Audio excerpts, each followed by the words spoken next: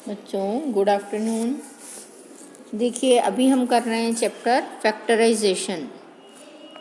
बड़ी संख्या को छोटी संख्या को में गुणा के रूप में तोड़ना, गुणा के रूप में छोटे छोटे भागों में बांटना, इसे हम फैक्टराइजेशन कहते हैं।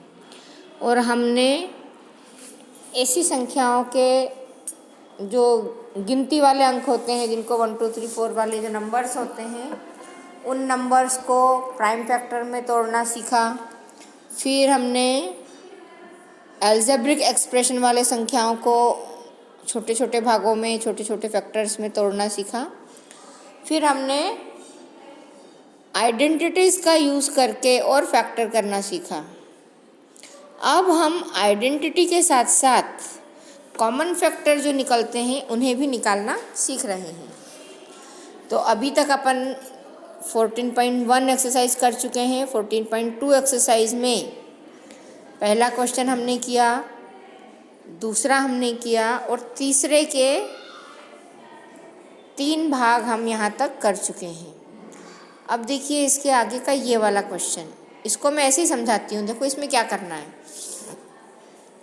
यहाँ am² bm² है, फिर bn² और an²। तो हम क्या करेंगे, इसको रीअरेंज करते हैं। तो रीअरेंज करने के लिए हमको क्या करना पड़ेगा, am² bm² तो सही लिखा हुआ है। इस an² को आगे लिख लेंगे, bn² को पीछे लिख लेंगे। हम ऐसा इसलिए कर रहे हैं कि जब हम कॉमन निकालते हैं तो हम ये देखेंगे कि हम इसमें से क्या कॉमन निकाल सकते हैं। और हम जो संख्या कॉमन निकालेंगे उसके बाद बचा हुआ जो ग्रुप है या बची हुई जो संख्याएं हैं वो हमें एक सीक्वेंस में मिले और एक जैसी दो संख्या। देखिए हमने इसको क्या फोर्थ वाले में क्या किया, ये है इसका फोर्थ वाला। तो फोर्थ में हमने am²,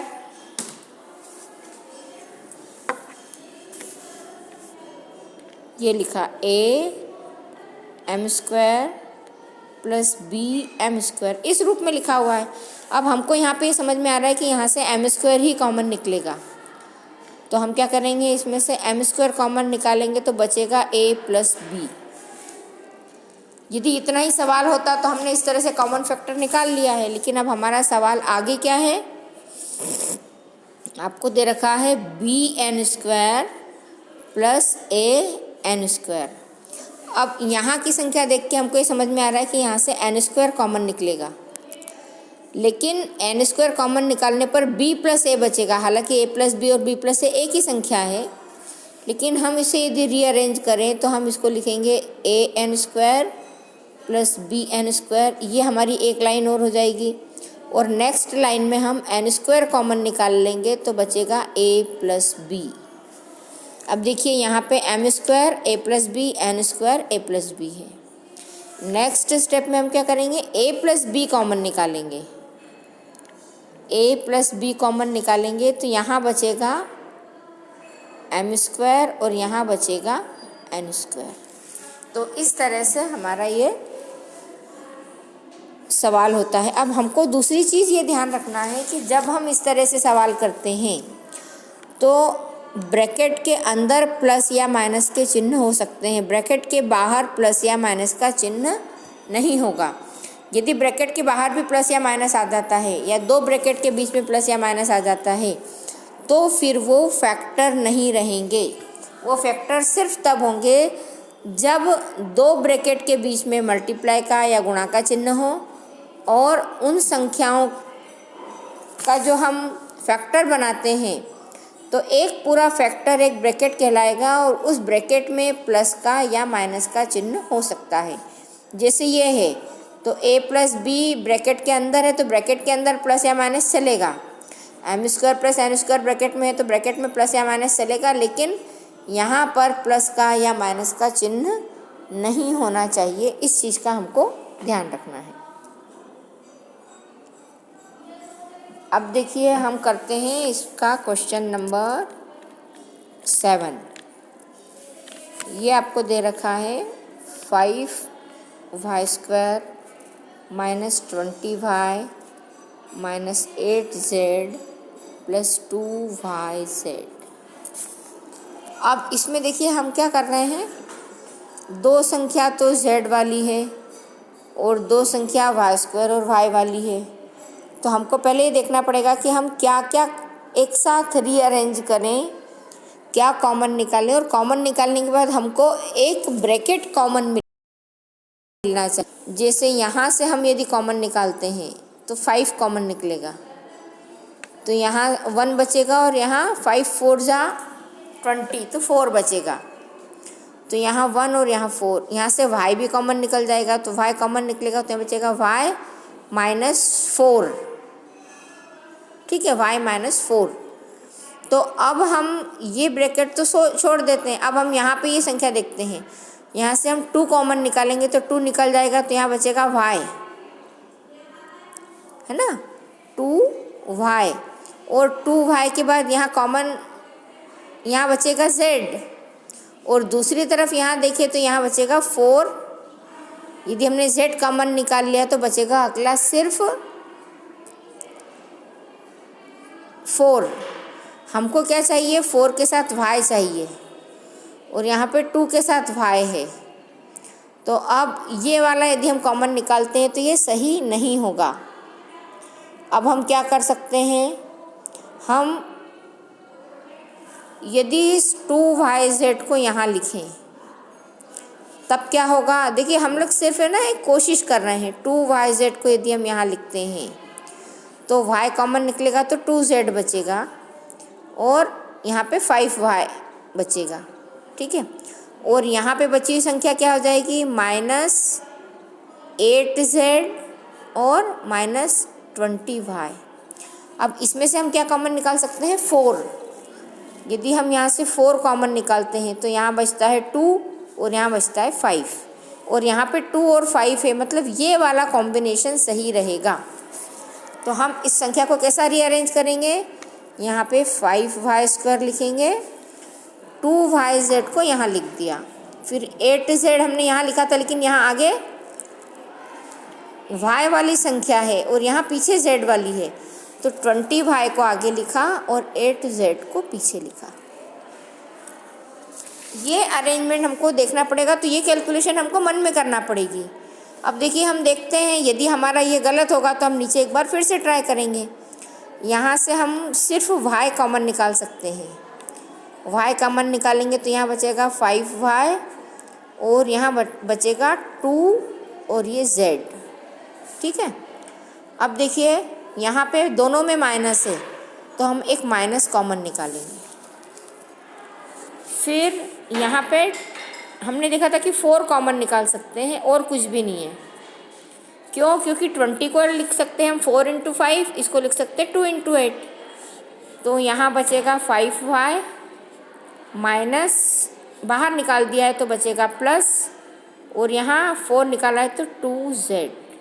अब देखिए 5y + 2z यहाँ भी है, 5y + 2z यहाँ भी है, दोनों तरफ एक जैसी संख्या है, एक जैसे ब्रैकेट हैं, मतलब हमने जो रीअरेंज करके लिखा है वो सही है। अब हम 5y + 2z को कॉमन निकालेंगे इस पूरे में से, जो बचेगा उसको दूसरे ब्रैकेट में लिखेंगे, तो यहाँ आ जाएगा y, यहाँ आ जाएगा -4। इस तरह से आपको ये ब्रैकेट सॉल्व करना है। अब देखिए अगला सवाल जो दे रखा है वो आपको इतना हल किया हुआ दे रखा है, मतलब आपको एक ब्रैकेट कॉमन दिया है, इसमें y + z दिया है। तो आप क्या करोगे, y + z कॉमन निकालोगे तो एक ब्रैकेट आपका हो जाएगा y + z, दूसरा ब्रैकेट हो जाएगा y + 9। अब आगे देखो, ये तो हम कर चुके हैं। अब ये वाला देखो, 10ab 4a 5b + 2। यहाँ पे भी हमको देखना पड़ेगा कि हम इसको कैसे अरेंज करें। यहाँ पे ab है 10, इसके साथ यदि हम 5b लिख देते हैं तो हम 5 कॉमन निकालेंगे तो यहाँ पे 2 बचेगा, और इन दोनों में से 2 कॉमन निकालेंगे तो 2 बचेगा। तो यहाँ का अरेंजमेंट क्या करेंगे हम, इसके बाद वाला है 5, इसको लिखते हैं हम, देखिए क्वेश्चन को, 10ab plus 4a plus 5b plus 2। अभी हम कर रहे हैं एक्सरसाइज 4.2, उसके थर्ड का 8th क्वेश्चन कर रहे हैं। इसको हमने रीअरेंज किया, 10ab plus 5b plus 4a plus 2। अब देखो, जिन जिन में से हम कॉमन निकालते हैं ना, उसको हम अंडरलाइन कर लें तो हमें कभी कन्फ्यूज़न नहीं होता है और सवाल कभी भी गलत नहीं होता है। अब इसमें से हम जो जो कॉमन निकालेंगे उसको एक बार फिर से अंडरलाइन कर लें। 5b, ये b, और इसको हम लिख सकते हैं, चाहे तो तोड़ के लिख सकते हैं 5 × 2। तो इसमें से हमने 5 कॉमन निकाला और b कॉमन निकाला, तो यहाँ बचेगा 5 × 2 तो 2a प्लस 1। 5b पूरा कॉमन निकल गया तो 1 बचा, प्लस इसमें से क्या कॉमन निकला, 2, तो यहाँ बचेगा 2a प्लस 1। अब इस पूरे में से 2a प्लस 1 कॉमन निकलेगा, 2a प्लस 1, तो यहाँ क्या बचेगा, 5b प्लस 2। इन संख्याओं को यदि हम मल्टीप्लाई करें फिर से तो हमको ये वाली संख्या मिल जाती है, मतलब हमने जो फैक्टर किया है वो सही है। ये आपके उत्तर की जांच है। अगला भी हम कर लेते हैं। अगला है आपका 9th वाला, 6xy minus 4y plus 6 minus 9x। अब इसमें भी हमें क्या करना है, देखो यहाँ से यदि हम y कॉमन निकालते हैं और 2 कॉमन निकालते हैं तो यहाँ बचता है 3x और 2, और यहाँ से हम 3 कॉमन निकालेंगे तो 3x और 2 बचेगा, मतलब इन दोनों में से एक कॉमन निकलेगा और इन दोनों में से एक कॉमन निकलेगा। अब इनको फिर भी रीअरेंज करने के लिए यदि हम इसमें से 2y कॉमन निकालेंगे तो यहाँ बचेगा 3x माइनस 2, और यहाँ पे 3x के आगे ही माइनस आ रहा है तो इसको हम क्या करेंगे, इसको हम लिखेंगे 6xy माइनस 4y, ये एक हिस्सा हो गया, माइनस 9x को आगे लाएंगे प्लस 6। अब इन संख्याओं को यदि हम आगे या पीछे खिसकाते हैं तो इनके आगे के चिन्ह जो हैं वो इसके साथ जाएंगे। आप ऐसा नहीं कर सकते कि 9x को आगे लाए और 6 को यहाँ लेगा और यहाँ माइनस का चिन्ह लगा दिया। हमको चिन्ह ही आगे चाहिए था, इसलिए हमने इसको जगह इस तरह से की है। अब इन दोनों का एक ग्रुप और इन दोनों का एक ग्रुप, इसमें से हमने क्या कॉमन निकाला है, 2 और y। यदि आपको ऐसे समझ में नहीं आता है तो आप इस 6 को लिखो 2 × 3, इसको लिखो 2 × 2, तब हमको पता चलेगा कि हमने इसमें से 2 कॉमन निकाला। तो 2 और y कॉमन निकालने के बाद यहाँ 3x बचा, और यहाँ 2y कॉमन निकाला तो एक 2 बचा माइनस में। इस 9 को हम लिख सकते हैं 3 × 3, और यहाँ माइनस है इसलिए हमको आगे माइनस लेना है, और 3 कॉमन निकालेंगे हम, यहाँ से 3 कॉमन निकाला तो यहाँ बचा 3x। चूँकि हमने बाहर माइनस कॉमन निकाल दिया है तो अंदर का चिन्ह बदल जाएगा, इसलिए यहाँ पे हमारे पास संख्या के आगे आएगा माइनस का चिन्ह, और इस 6 को हम लिख सकते हैं 2 × 3, तो 3 कॉमन निकालना तो यहाँ बचेगा 2। अब देखिए यहाँ भी 3x माइनस 2 है, यहाँ भी 3x माइनस 2 है, तो अब कॉमन क्या निकला, 3x माइनस 2, और बचा हुआ ब्रैकेट हो जाएगा 2y माइनस 3। इस तरह से आपको इन सवालों को करना है।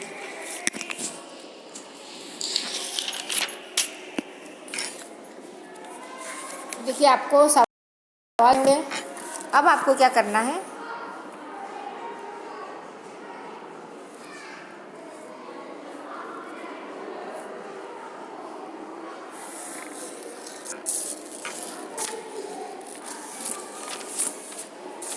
क्वेश्चन 4 देखते हैं, उसमें भी फैक्टराइजेशन ही है। क्वेश्चन 4 में भी पहला दिया है आपको a⁴ माइनस b⁴। अभी आपने पावर 2 तक के हल किए हैं, पावर 4 होगी तब का भी एक सवाल हम हल कर चुके हैं कल। एक बार फिर से देखते हैं। इसको लिख सकते हैं a² 2 माइनस b² 2। अब उदाहरण के लिए हम इसको ऐसा मान सकते हैं, ये हमने माना कि ये a का स्क्वायर कैपिटल A है और b का स्क्वायर कैपिटल B है। मतलब हमने क्या माना है, कैपिटल A बराबर A² और कैपिटल B बराबर B² माना है। जब हम इस तरह से मानते हैं तो हमको संख्या इस रूप में मिल गई, और इसको हल करेंगे तो हमको क्या मिलेगा, a माइनस बी और a प्लस बी। मैम वो दीक्षा प्रजापत और करीना भी आई है आईपी में। ठीक है, और ये हमारे पास क्या है, आइडेंटिटी भी है। ये जो हमने माना है ये आइडेंटिटी भी है। तो इस आइडेंटिटी से इसको हम लिख सकते हैं a² माइनस b² और a² प्लस b²।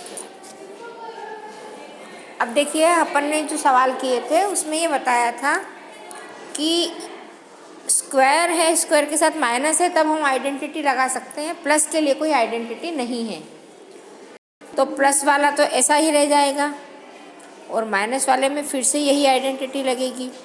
तो अब की बार क्या हो जाएगा, इसको फिर से 2 भागों में लिखेंगे, तो a माइनस बी और a प्लस बी, और ये संख्या ऐसी की सी रहेगी a² प्लस b²। इस तरह से इसके ये फैक्टर हो जाएंगे। अब यहाँ पे आपको 3 फैक्टर मिल रहे हैं। इस वाले को हम फैक्टर नहीं कर सकते और इसका फैक्टराइजेशन नहीं हो सकता क्योंकि यहाँ पे प्लस का साइन आ गया है। इसके उत्तर की जांच करने के लिए हम ये देख सकते हैं कि यदि हम इन तीनों का मल्टीप्लाई करते हैं तो a की पावर 1 और a की पावर 1 हो जाएगी 2 और a की पावर 2, 2 प्लस 2 हो जाएगा 4। मतलब हमने जो किया है वो सही है। सिर्फ हमको इतना a की पावर ही देखना है, पूरा हल करके नहीं देखना है। अब अगला सवाल देखते हैं इसका थर्ड वाला देखते हैं। x⁴ minus y plus z की पावर 4। इसमें अब क्या करना है, ये संख्या एक, ये संख्या दूसरी, यही आइडेंटिटी लगेगी हमारी। a² माइनस b² बराबर होता है a माइनस बी और a प्लस बी। अब यहाँ पे हमारे पास a की जगह क्या लिखेंगे हम, x² और b की जगह लिखेंगे y प्लस z का स्क्वायर। अब इसको देखो कैसे करते हैं, x² का whole square minus y plus z के स्क्वायर का होल स्क्वायर। तो इस आइडेंटिटी से इसको एक बार लिखेंगे x² minus y plus z का स्क्वायर, ये एक ब्रैकेट हो गया। फिर दूसरी बार लिखेंगे इसको x² plus y plus z के स्क्वायर का, इस तरह से स्क्वायर लगाएंगे। अब यहाँ पे फिर से हमारे पास 2 संख्या आ गई है, तो माइनस वाले को फिर से हल करेंगे, प्लस वाला वैसा ही रह जाएगा। इसमें यही आइडेंटिटी लगाएंगे, तो x minus y plus z एक ब्रैकेट और x plus y plus z दूसरा ब्रैकेट। देखिए यहाँ पे यदि हम ब्रैकेट नहीं लगाएंगे तो एक बार चल जाएगा क्योंकि बाहर प्लस है, लेकिन यहाँ माइनस है इसलिए ब्रैकेट लगाना ज़रूरी है। और एक ब्रैकेट कर x² plus y plus z का होल स्क्वायर। चाहो तो इस ब्रैकेट को आप खोल भी सकते हो, x माइनस वाई, और ब्रैकेट खोलेंगे तो ये भी हो जाएगा माइनस में, और ये हो जाएगा x plus Y plus z और ये हो जाएगा X square plus Y plus Z का होल स्क्वायर। इस तरह से आपको इन सवालों को देखना है।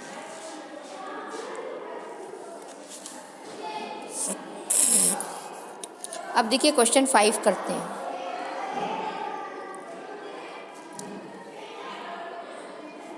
P square plus 6p plus 8। यहाँ पे हमने क्या किया था,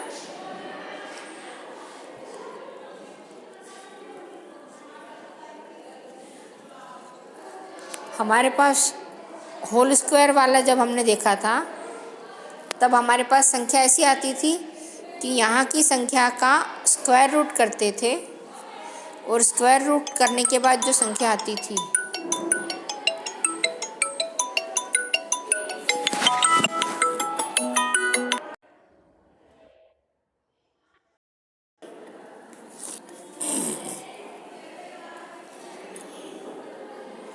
अब देखिए यहाँ पे इस संख्या का हम स्क्वायर रूट नहीं निकाल पा रहे हैं, तो यहाँ पे एक अलग आइडेंटिटी आपको मैंने बताई थी x प्लस ए और x प्लस बी।